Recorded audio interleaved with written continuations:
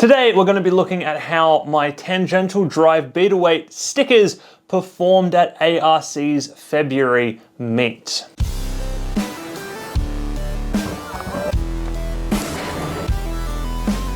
So before we jump into the fights, I did some upgrading of stickers between the last meet and this one. I added some new front armor panels that stop the weapon from face planting into the ground. There is nothing I can do to get the weapon to touch the ground anymore, which is really, really good. It's going to stop us from catapulting ourselves around the arena every time I pull up and stop, which was an issue that the last one would have faced if it wasn't for the fact that the weapon never spun up quite right. And that was down to an ESC programming issue. I reprogrammed the ESC and put it in the test box and showed that the thing would actually spin up.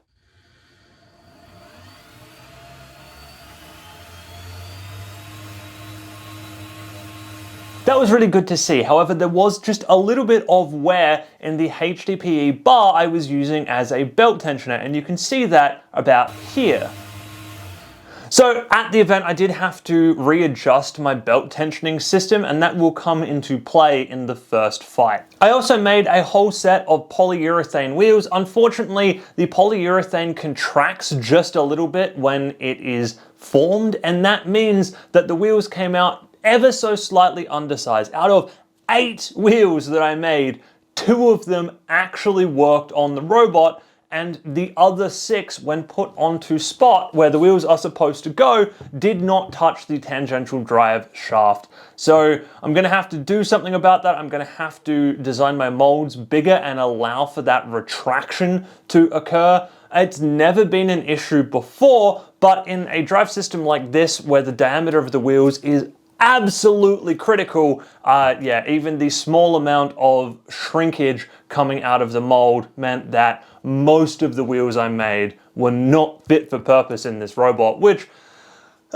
is a big problem. If you've been following this build, I did that with the first set of wheels. I completely messed up the size that the wheels were supposed to be, and the wheels on the robot were a last second patch job to get something to work for an event, and now these things have been in 2 events because wheels are difficult in a tangential drive system. With all that said, let's jump into our fights here, and our first fight up is against a robot called the Prospector. This robot has a very big scoop and an overhead drilling weapon.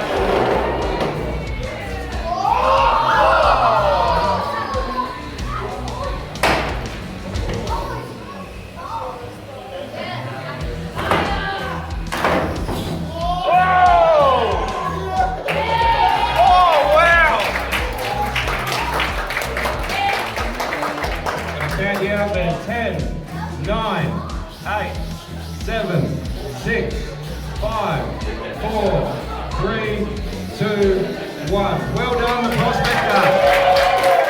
Oh man, that scoop was like the perfect shape to stop this particular drum, and that was a real annoyance when I was trying to test how good this weapon was.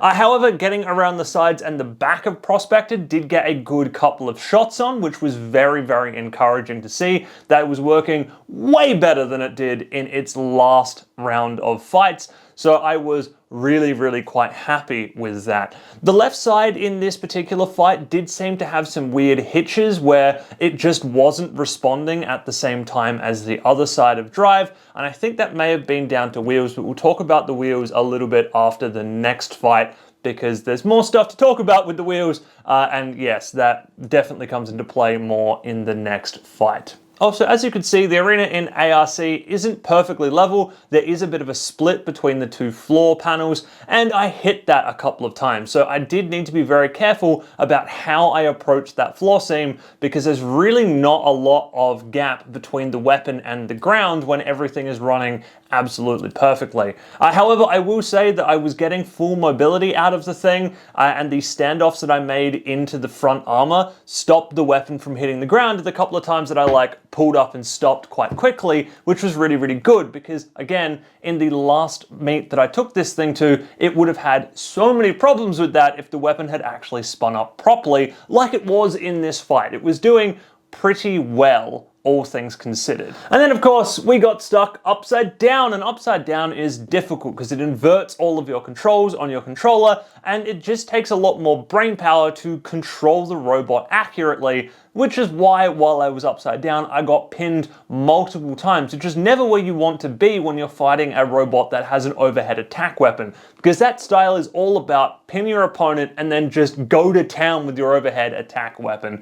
Thankfully, in this case, the one time Prospector put a really good shot on, it was a weapon-to-weapon shot, and Prospector's arm got bounced back quite quickly. I also somehow managed to do a little gyro dance flip here and got myself back upright. I really am not quite sure exactly how I did that. However, I really think that's a technique that I want to cultivate and practice with this robot, because that could be very useful if I continue to fight this robot long term. And at this point, I'm enjoying this style, so I would like to keep going with this build. So again, probably something I should actually teach myself how to do here. And then of course, finally, their nice big scoop pushed us up against the wall and we got stuck on the weapon. Now, this shouldn't have been an issue. However, after this fight, I realized that when I was messing around with this cross beam up here, this HDPE bar here is the belt tensioner. When I was messing around with that after the spin-up test at home, I had failed to put the bolts back in, which meant that over the course of the fight, it was working its way further and further out, and those couple of shots from the Prospector later in the fight had actually wriggled it even more free, which meant that by the time the robot was up like this, it had no belt tension. So there was literally nothing I could do. If the belts were tensioned properly, it should have maybe got a little bit of wiggle out of it, and honestly, only a tiny little bit of wiggle was what I would have needed. There is so much wheel on this thing that just a little bit of jiggle and it should have got some grip somewhere and allowed me to get down. But because I had forgotten to put 2 screws back into the belt tensioning system, we lost this fight. And look, sometimes that is how you lose fights, is by silly errors like that one. I do what I can to try and mitigate them, but every now and again, something slips through the cracks. And in this case, it was 2 screws, which caused me to lose my weapon. Or well, basically lose my weapon. With the belt tensioner gone, the weapon can spin up, but it doesn't work very well because the belt tension is incorrect. So it's only just applying a tiny little bit of force from the motor into the weapon at all times, which means it spins slower and has way less torque behind a hit. So between fights, I screwed that back down and then moved on into our next fight up against Croissant. This is the robot last time that put a lot of damage on us and then toaster slot us in the arena. It's a vert with a saw.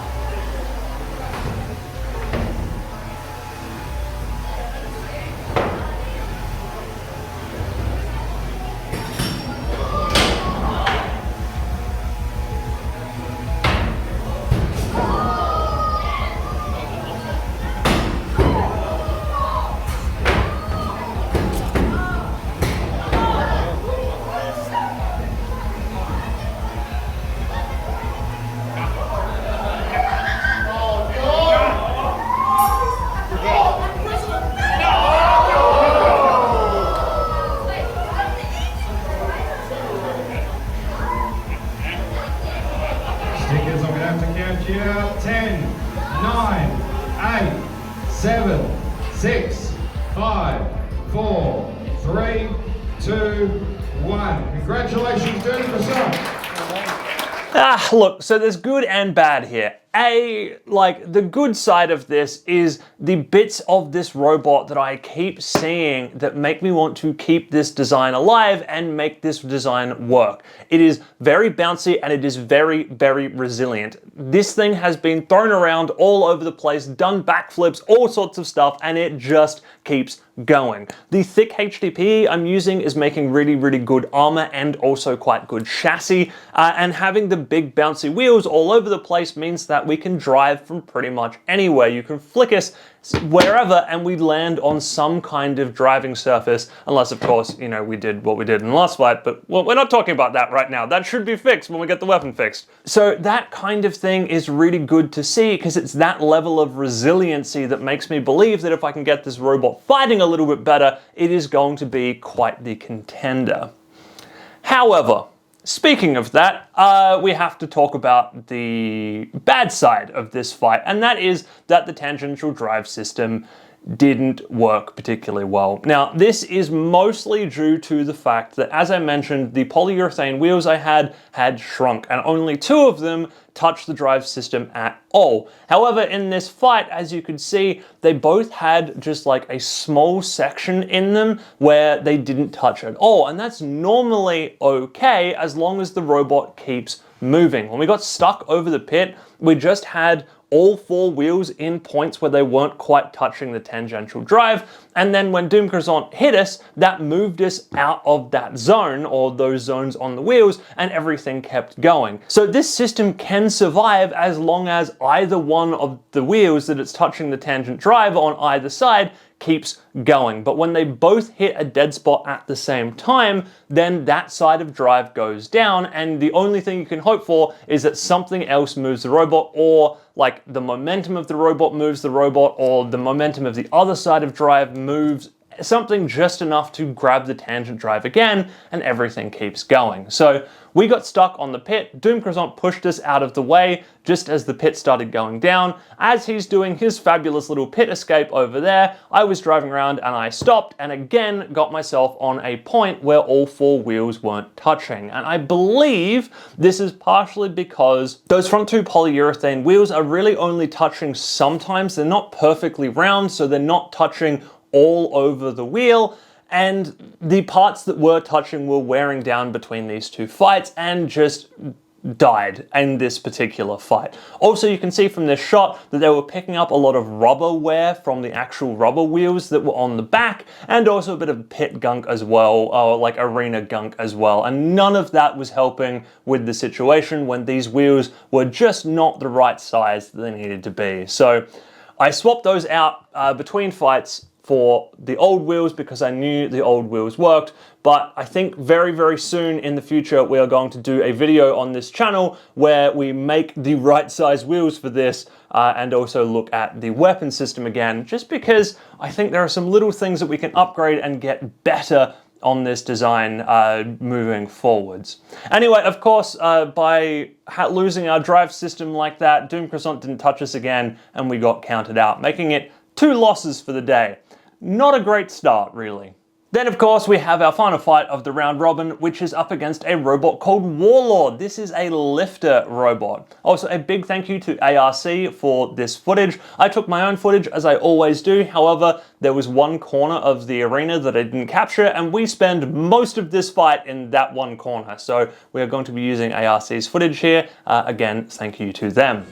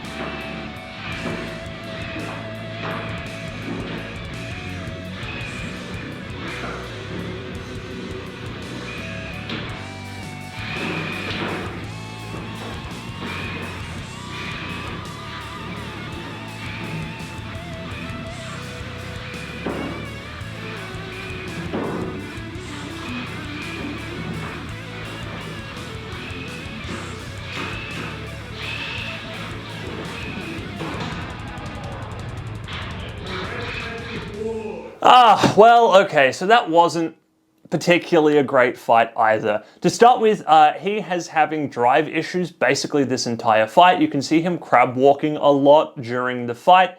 Also, our geometries don't really work very well. I ramped him at the start there, which was kind of fun, but, you know, I should be hitting with the weapon instead of ramping over somebody like that, which is not great.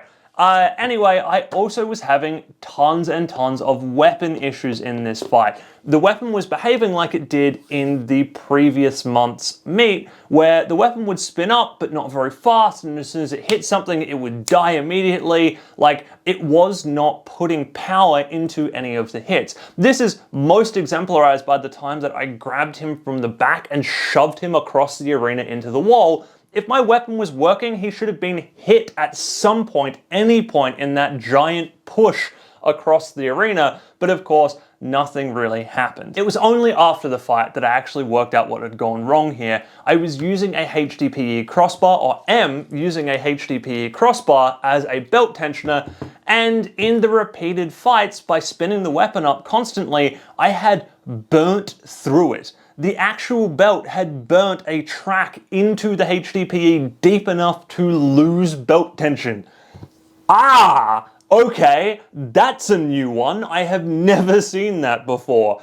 So we need to do a new system for the belt because we obviously can't rely on a HDPE belt tensioner like this. And I think just getting a different belt that is the right length and also probably swapping the weapon motor over. This one is feeling a little gutless at this point in time, so I want to swap this out for something else and again change the weapon belt to be perfectly tensioned without relying on this tensioning bar at all because it just burns away and it just dies, and then we're left in a fight like this one with basically no weapon. This fight also showed me that I have some slight control issues with this robot. I was oversteering a bunch in this fight. There were many times where I hit him or like got past him and then turned and I overturned. So I definitely want to like look at my expo rates on my controller, try and get that all dialed in. This tangent drive system is very fast, but I am tending towards building faster and faster robots these days. So I think looking at that kind of expo system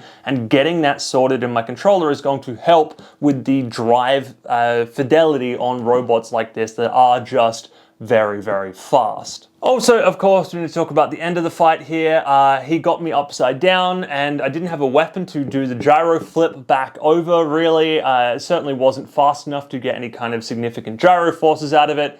And then I just brain fog and mispushed my stick and ended up in the pit. Because, as I said before, driving upside down takes brain power, and sometimes it is near the end of an event and you just don't brain anymore. And things like that happen where you make a mistake and your robot ends up in the pit and the fight is over.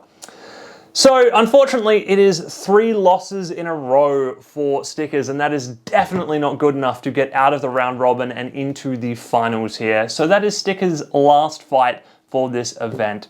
Which basically means that much like the first event that Stickers was in, I am coming away with a record that is disproportionate to how I feel about this robot, because I see the potential in this design. I can see this getting better. I can see this doing really good things. But if you look at the raw output results of these fights, you would throw this robot in the bin and move on. But I'm not going to do that. I am going to keep going with Stickers. I think that this is a fun idea. I think this is a good concept, and I'm gonna just keep working on it. I'm gonna plug away at it until it does the thing, I think.